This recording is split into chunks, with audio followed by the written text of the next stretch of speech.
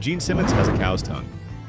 In the mid-1970s, as Kiss exploded from New York club act to arena spectacle, one rumor followed bassist and co-vocalist Gene Simmons almost as closely as the band's Fire, Blood, and Black and White makeup, that his famously long tongue was not entirely human. On playgrounds, in fan magazines, and among shocked parents, the story grew that Simmons had undergone surgery to graft part of a cow's tongue onto his own, creating the demonic stage weapon he flicked at audiences during songs like God of Thunder. The myth worked because Kiss seemed designed to make the impossible feel plausible. Simmons, born Chaim Witz in Haifa, Israel in 1949, had built the demon persona around excess, spitting fake blood, breathing fire, towering in platform boots, and turning his mouth into a logo. If any rock star might secretly be part barnyard monster, fans decided, it was him. But there is no evidence of surgery, no medical record, and no credible anatomical basis for the claim. A cow's tongue is far too large and structurally different for such a graft to function as the rumor imagined. Simmons himself has treated the story as absurd, explaining in his autobiography that he simply had an unusually large tongue from childhood, and quickly learned it got attention.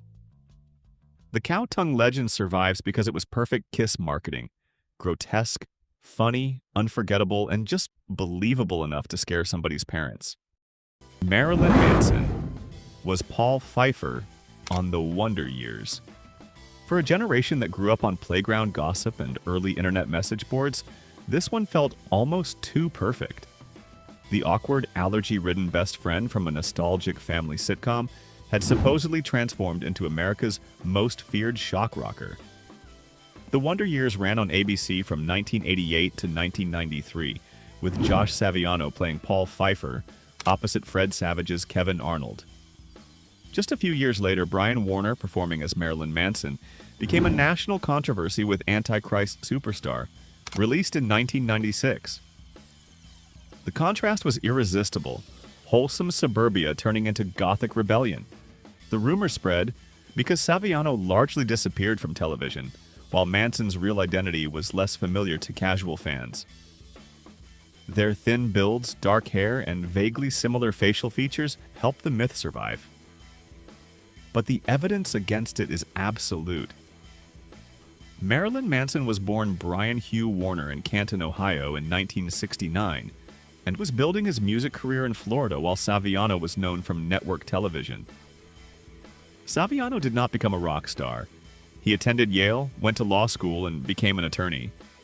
He has joked that he first heard the rumor around Christmas 1996.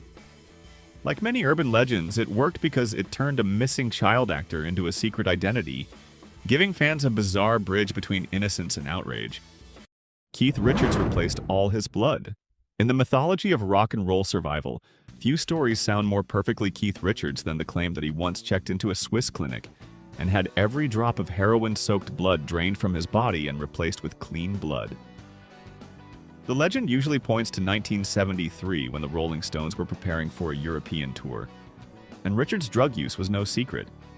He had already become the band's outlaw symbol, arrested, raided, and photographed, looking as if sleep itself had been outlawed.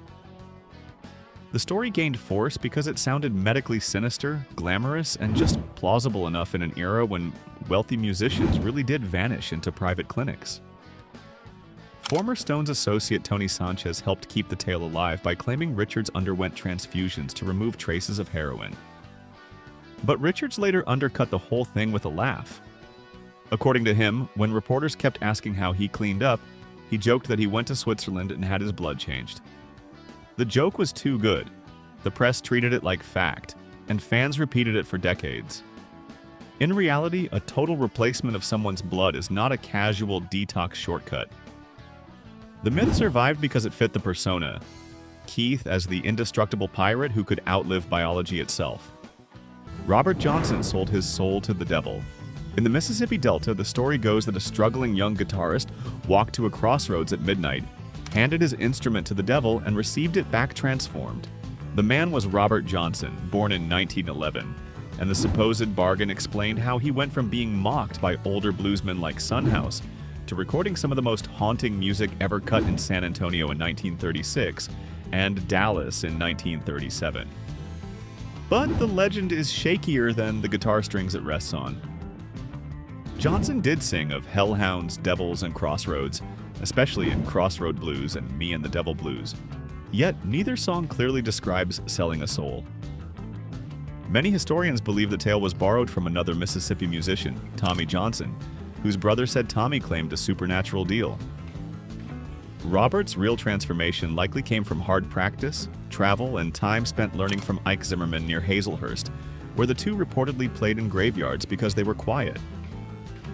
The myth grew because Johnson left few records, posed for only a couple known photographs, died mysteriously near Greenwood in 1938, and became famous long after death. The devil story is not evidence. It is folklore wrapped around genius, mystery, and America's old fear of the blues. Elvis Presley faked his death. Almost as soon as the king was pronounced dead at Baptist Memorial Hospital in Memphis on August 16, 1977, disbelief began turning into conspiracy. Elvis was only 42, still one of the most recognizable men on earth, and his final years had been hidden behind the gates of Graceland, prescription drugs, canceled shows, and rumors of exhaustion. To some fans, the official story felt too abrupt to be real. The myth gathered strange clues. Mourners claimed the body in the coffin looked waxy.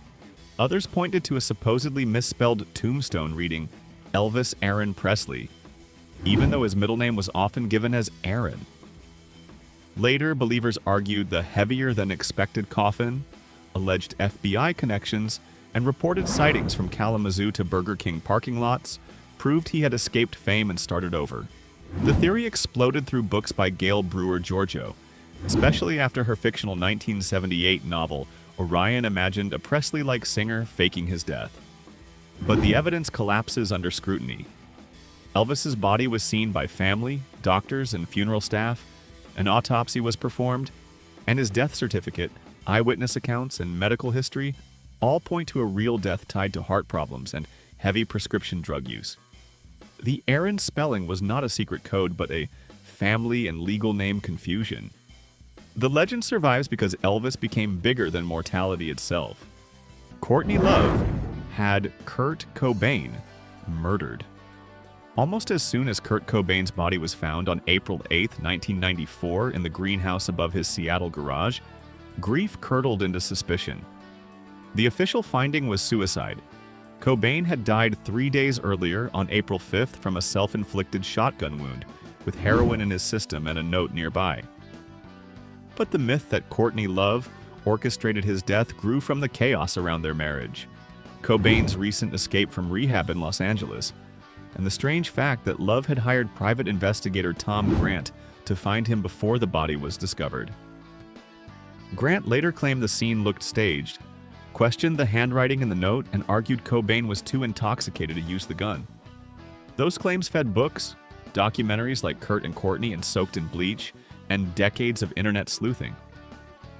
Believers pointed to alleged financial motives, rumors of divorce, and comments from fringe witnesses, but authorities have never substantiated a murder plot. The King County Medical Examiner ruled the death a suicide, and Seattle police reviewed the case again in 2014, developing old crime scene film and finding nothing that changed the conclusion. The enduring shock is not that the theory was proven, but that Cobain's pain, fame, and mystery left enough silence for suspicion to echo for generations. Paul McCartney is dead. In the autumn of 1969, one of rock's strangest rumors exploded across American radio. Paul McCartney, fans whispered, had actually died in a car crash in 1966 and been secretly replaced by a look-alike, sometimes named William Campbell. The story had floated around college circles, but it caught fire on October 12, 1969, when a caller phoned Detroit DJ Russ Gibb at WKNR-FM and urged him to play Beatles records backward. Suddenly, ordinary album details became evidence. On Abbey Road, Paul was barefoot and out of step, supposedly a corpse in a funeral procession. On Sgt. Pepper, a hand hovered over his head like a death symbol. In Revolution 9, listeners claimed to hear "Turn Me On, Dead Man" when the track was reversed. 2 days later, the Michigan Daily published Fred Labour's satirical article, "McCartney Dead? New Evidence Brought to Light." inventing or amplifying clues that many readers took seriously. The myth spread because Beatles fans were already trained to search their work for hidden meaning, and the band's retreat from touring made mystery easier to believe. The truth was far simpler. McCartney was alive, irritated, and hiding from the frenzy at his farm in Scotland. Life magazine found him there, and on November 7, 1969, published the famous reassurance that Paul was still with us.